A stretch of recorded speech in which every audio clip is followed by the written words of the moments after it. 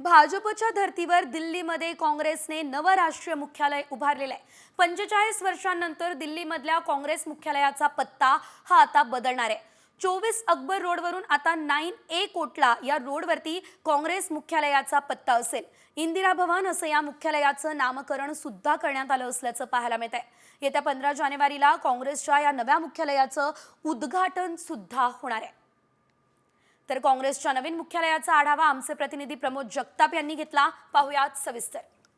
गेली 45 वर्ष काँग्रेस पक्षालयाचा कारभार ज्या 24 अकबर रोड या कार्यालयातनं चालत होता तो कारभार आता नव्या कार्यालयातनं चालणार आहे। 6 मजल्याची ही नवी इमारत तयार झाली असून 15 जानेवारीला काँग्रेस पक्ष या नव्या इमारतीमध्ये शिफ्ट होणार आहे। 15 जानेवारीला काँग्रेस पक्षाचे राष्ट्रीय अध्यक्ष मल्लिकार्जुन खरगे असतील, सोनिया गांधी असतील, राहुल गांधी असतील यांच्यासह प्रमुख नेत्यांच्या उपस्थितीमध्ये काँग्रेस पक्ष आता याच नव्या कार्यालयातनं आपला कारभार जो आहे तो चालवणार आहे। या कार्यालयाला नाव दिलेलं आहे इंदिरा गांधी भवन। असं नाव जे आहे ते काँग्रेस पक्षाच्या या नव्या मुख्यालयाला दिल्याचं आपल्याला बघायला मिळतंय। खरं तर हे कार्यालय जे आहे ते अत्याधुनिक सुविधांपासून बनवलेलं आहे। आतमध्ये अंडरग्राउंड पार्किंगची देखील व्यवस्था करण्यात आल्याची माहिती आहे। 6 मजल्यांची इमारत, अत्याधुनिक सुविधा आणि सगळ्यात महत्त्वाचं म्हणजे काँग्रेस पक्षाच्या इतर शाखा आहेत त्या सगळ्या शाखांचं कार्यालय देखील याच नव्या मुख्यालयामध्ये असणार आहेत। सोनिया गांधी जेव्हा राष्ट्रीय काँग्रेसच्या अध्यक्षा होत्या त्यांच्या हस्ते या नव्या कार्यालयाचं भूमिपूजन जे आहे ते केलं गेलेलं होतं आणि ते मल्लिकार्जुन खरगे जे काँग्रेसचे राष्ट्रीय अध्यक्ष आहेत त्यांच्या हस्ते